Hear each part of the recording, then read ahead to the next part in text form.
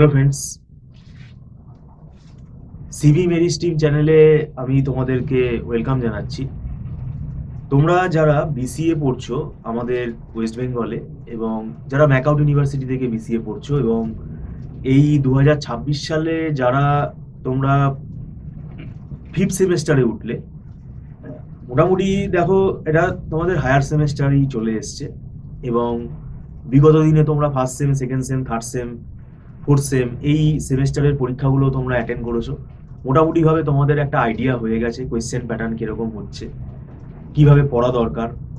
তো আমি বলবো তোমাদের ফিফথ সেমেস্টারে দেখবে দুটো পেপার আছে, এই দুটো পেপার খুবই ভাইটাল। দুটো বলতে অ্যাকচুয়ালি তিনটে পেপার।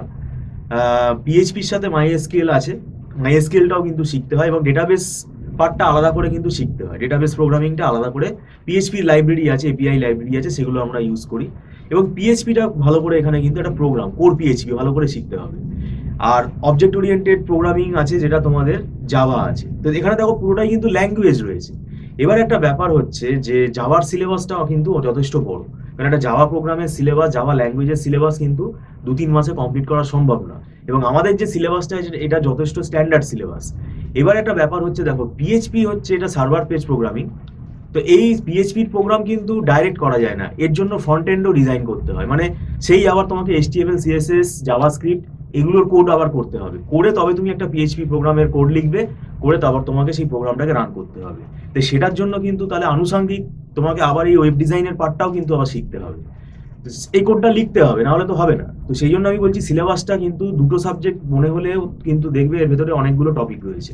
তাই এই সিলেবাসটা কিন্তু আগে থেকে পড়া শুরু করে দেওয়া উচিত, কেননা একটা সার্ভার প্রোগ্রামিং শিখতে কিন্তু সময় লাগে, এবং পরীক্ষার হলে তোমাকে লিখতে হবে। তো সেটার কথা মাথায় রেখে কিন্তু আগে থেকে তোমাকে পড়ে যেতে হবে।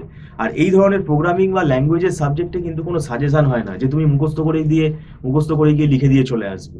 তো সেগুলো কিন্তু ভুল ধারণা, এবং সেটা আশা করি তোমরা যথেষ্ট হায়ার সেমেস্টারে এসে গেছো, এখন যথেষ্ট তোমরা ম্যাচিওর, ব্যাপারটাকে তোমরা বুঝতে পারবে।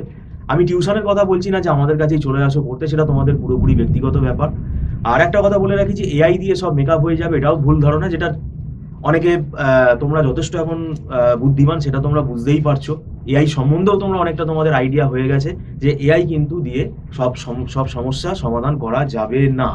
এবং সেমেস্টারের রিস্ক সেটা কিন্তু তোমরা নেবে বলে আমার মনে হয় না। কারণ একবার যদি সাপ্লি চলে আসে, একই 4 বছরের কোর্স, তার মধ্যে সাপ্লি চলে এলে সেই সাপ্লিটাকে তোমাকে আবার ক্লিয়ার করতে হবে, সিনিয়রদের সাথে পরীক্ষা দিতে হবে। তো সেটার জন্য এত বড় রিস্ক নেবে বলে আমার মনে হয় না তোমরা। তাই গতানুগতিক ওয়েতেই ভাবেই তোমাদের পড়তে হবে, সেটা নিজে পড়ো বা কোনো টিচারের সাহায্য নিয়ে পড়ো, পড়তে হবে। এআই দিয়ে কিন্তু মেকআপ করা যাবে না। কেননা এই প্রোগ্রামগুলো দেখবে পরীক্ষার হলে অনেক বড়। জাভার প্রোগ্রাম বলো, পিএইচপি মাইএসকিউএল এর প্রোগ্রাম বলো, ডেটাবেসের কানেকশন করে প্রোগ্রামগুলো অনেক বড়, এগুলো প্র্যাকটিস করতে হবে। তুমি মুখস্থ করে লিখে আসবেটা কি? কেননা যে প্রোগ্রামটা করবে সেটাই তো, সেই প্রবলেমটাই যে তোমাকে পরীক্ষা দেবে তার তো কোনো মানে নেই। তো সেই জন্য আমি তোমাদের বলছি তোমরা আগে থেকে পড়া শুরু করে দাও, এবং জুলাই মাসটা তোমরা কিন্তু ওয়েস্ট করো না। কারণ দেখো জুলাই মাসে যদি তোমরা পড়া শুরু করো, তাহলে মোটামুটি July, August, September, October, November, মোটামুটি 5 মাস মতো তোমরা কিন্তু সময় পাচ্ছ। অ্যাভারেজে 5 মাস মতো সময় পাচ্ছ। এবং এই সময়টা যদি পুরোপুরি ইউটিলাইজ করো, তাহলে দেখবে সিলেবাসটা অনেকটাই কভার আপ হয়ে যাবে। আমরা যেরকম ভাবে পড়াই এখানে, আমরা কিন্তু ধরে পড়াই। সেই জন্য পরীক্ষা 2 মাস আগে, 1 মাস আগে, মোটামুটি পুজোর পর আমরা আর অ্যাডমিশন নেবো না, কেননা নিয়ে কোনো লাভ হবে না। 2 মাসে কিন্তু সিলেবাস পড়িয়ে কিচ্ছু হবে না, আর তাড়াহুড়ো করে আমরা পড়াইও না। সেটা আমাদেরও অসুবিধা হবে, আমরাও ভুলে যাব পড়া, স্টুডেন্টকে পড়াতে অসুবিধা হবে। তো সেই জন্য আমি আগে থেকে তোমাদেরকে নোটিফিকেশন দিচ্ছি, যদি তোমরা পড়তে চাও তাহলে আগে থেকে শুরু করতে পারো। আমাদের জুলাই মাস থেকেই আমরা স্টার্ট করে দেবো, 8-9 তারিখ থেকে। আর একটা ব্যাপার হচ্ছে, আমাদের এখানে দেখো মান্থলি ফিস সিস্টেমে ক্লাস হয়, এটা অ্যাডভান্স পেমেন্ট করে ক্লাস করতে হয়, এটা নট রিফান্ডেবল। আর একদম আমরা ছোট ছোট ব্যাচেই পড়াই। আর এখানে কিন্তু আমরা পুরো কোড কোড পুরো অ্যানালিসিস করে পড়াই, পুরো কোডের কনসেপ্টটা ক্লিয়ার করে পড়াই, এবং সেটার জন্য সময় লাগে। সেই জন্য কিন্তু আগে থেকে পড়া শুরু করার কথাটা আমরা বারবারে বলি। তো যাই হোক, এখানে কিন্তু জাভা প্রোগ্রামিং বা পিএইচপি এগুলো কিন্তু পরবর্তীকালে তোমাদের জব ফিল্ডেও কাজে লাগবে। অনেক প্রজেক্ট এখনো কোম্পানিতে হয় যেগুলো পিএইচপির ওপরে রান করছে। তো পিএইচপিরও কিন্তু লোক দরকার পড়ে। আর জাভা প্রোগ্রামিং তো এখন তোমাকে শিখে নিতে হবে, কারণ অ্যাডভান্স জাভা শিখতে গেলে এই কোর জাভা ভালো করে জানা দরকার। তো যাই হোক, তোমরা যদি অনলাইন টিউশনে আগ্রহী থাকো তাহলে তোমরা যোগাযোগ করতে পারো। Thank you so much.